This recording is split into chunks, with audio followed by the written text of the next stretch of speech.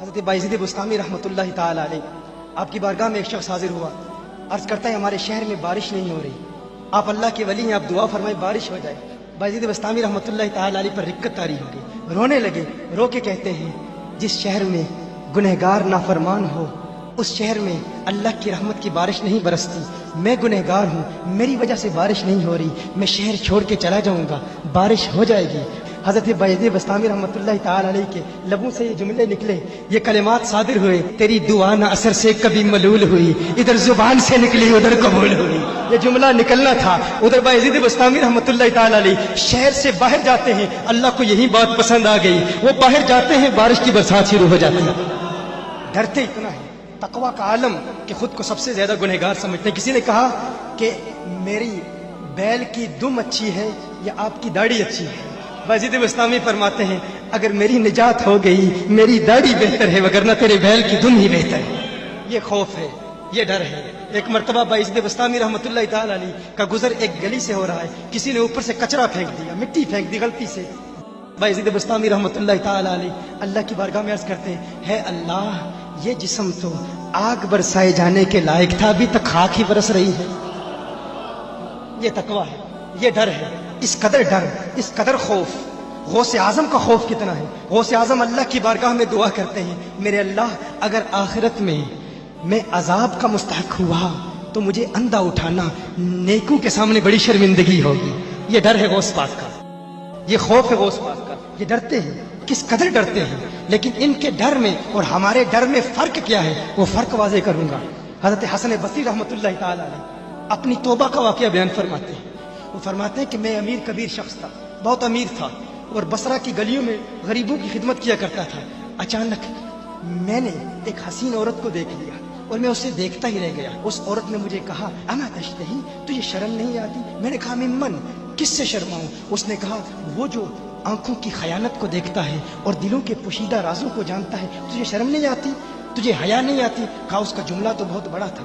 حسن بصری اپنی توبہ کا واقعہ بیان فرما رہے ہیں، فرمایا اس کا جملہ تو بہت بڑا تھا لیکن وہ اتنی حسین تھی، ایسی خوبصورت تھی، میں پھر بھی مسلسل اسے دیکھتا رہا اور دیکھتا ہی رہ گیا۔ اور پھر آخر اس نے کہا کیوں بار بار مجھے دیکھتا ہے؟ میں نے اس عورت کو کہا کہ تیری آنکھیں اتنی خوبصورت ہیں کہ تیری جھیل جیسی آنکھوں میں ڈوبنے کا جی چاہتا ہے۔ اس عورت نے کہا اچھا تو ایسی بات کرتا ہے، تو یہاں انتظار کر۔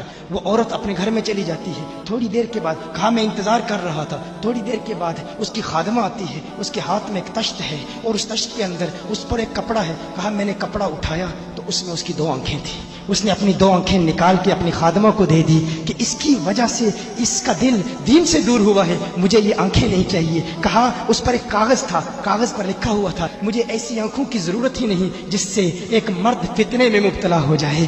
میری بہنیں جو اس گفتگو کو سن رہی ہیں ان کی بارگاہ میں بھی عرض ہے، وہ بہنیں جو گھنٹوں آئینے کے سامنے کھڑی رہتی ہیں فقط اس نیت سے کہ اپنے بالوں کو یوں سنواریں کہ مردوں کو فتنوں میں مبتلا کریں، یا کسی دکان میں جا کر کپڑے خریدتے وقت ان کے ذہن میں فقط یہی خیال ہوتا ہے ایسے کپڑوں کا انتخاب کریں گی کہ جن سے مردوں کو فتنے میں مبتلا کریں۔ یہ بھی امت کی بیٹی ہے جس کی ایک ادا سے ایک شخص ولی کامل بن گیا، حسن بصری بن گیا۔ حسن بصری فرماتے ہیں جب اس کی آنکھیں دیکھی میں تحکم کھو بیٹھا، میں زار و قطار رو رہا تھا، روتے ہوئے میں گھر چلا گیا، پوری رات میں روتا رہا، پوری رات توبہ کرتا رہا، استغفار کرتا رہا۔ حسن بصری فرماتے ہیں فجر کی اذان سنی، اچانک خیال آیا اس عورت کا شکریہ تو ادا کروں کہ جس نے اپنی آنکھیں میرے لیے، میرے دین کے لیے، میرے ایمان کے لیے اور توبہ پر استقامت کی خاطر قربان کر دی۔ کہا میں اس کے گھر گیا، جو ہی اس کے گھر پہنچا تو ادھر اس کا جنازہ نکل رہا تھا، اس کی موت واقع ہو چکی تھی۔ کہا میں رات گھر آیا، میں رات سو گیا، میری آنکھ بند ہوئی، میں نے اس عورت کو خواب میں دیکھا، میں نے کہا کوئی نصیحت کر۔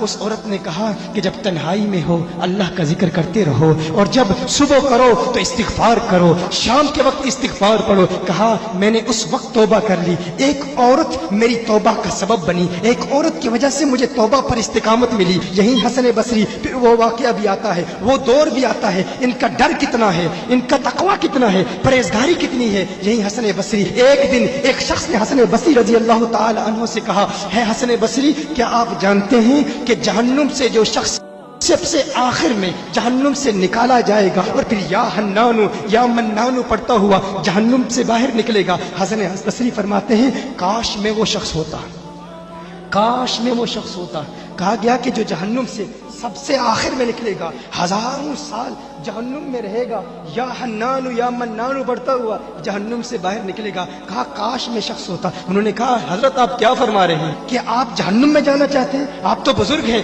اللہ کے ولی ہیں۔ کہا تم میری بات نہیں سمجھے، وہ جو جہنم سے نکالا جائے گا کم از کم نکلنے کی ضمانت تو ہے، اس سے یہ تو پتا چل رہا ہے کہ ایمان پر موت واقع ہوگی۔ مجھے اپنے ایمان کی ضمانت نہیں ہے، میں نے اس لیے کہا کہ اگر مجھے یہ ضمانت بھی مل جائے کہ میں وہ ہوں تو وہ بھی مجھے قبول ہے، کم از کم ایمان تو سلامت لے کے جاؤں۔ میں کہتا ہوں اللہ فرماتا ہے خوف نہیں ہے، ڈر نہیں ہے، پھر فرماتا ہے یہ ڈرتے بھی ہیں، یہ ڈرتے بھی ہیں، لیکن ان کے ڈر اور ہمارے ڈر میں فرق کیا ہے؟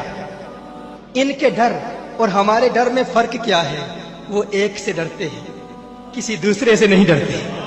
فرق کیا ہے؟ وہ ایک سے ڈرتے ہیں، ایک سے ڈرتے ہیں، کسی دوسرے سے نہیں ڈرتے۔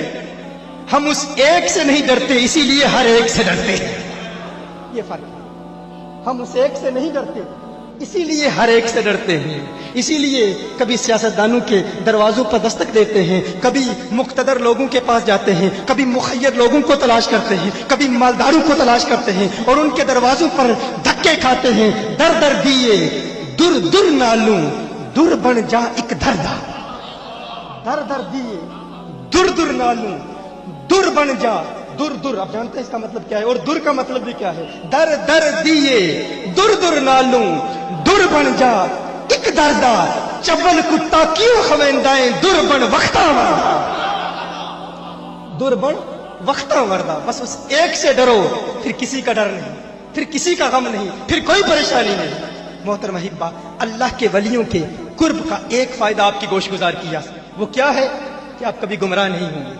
کوئی شخص اسلام کو دہشت گردی کا دین نہیں کہے گا اگر ہم تمام کو اولیاء اللہ کی بارگاہ میں زانوئے تلمس طے کرنے پر مجبور کر دیں، یہ ارادہ کریں ہم دین کا کام کریں گے۔ یونیورسٹیز میں، کالجز میں جتنے بھی نوجوان آئے ہوئے ہیں، آؤ ارادہ کرو، اگر اسلام کو اس کے عروج رفتہ سے دوبارہ آشنا کرانا چاہتے ہو تو آؤ اپنا کھویا ہوا وقار ایک مرتبہ پھر حاصل کرنے کے لیے ہم یہ ارادہ کریں کہ ہم لوگوں کو عوارف المعارف پڑھائیں گے، کشف المحجوب پڑھائیں گے۔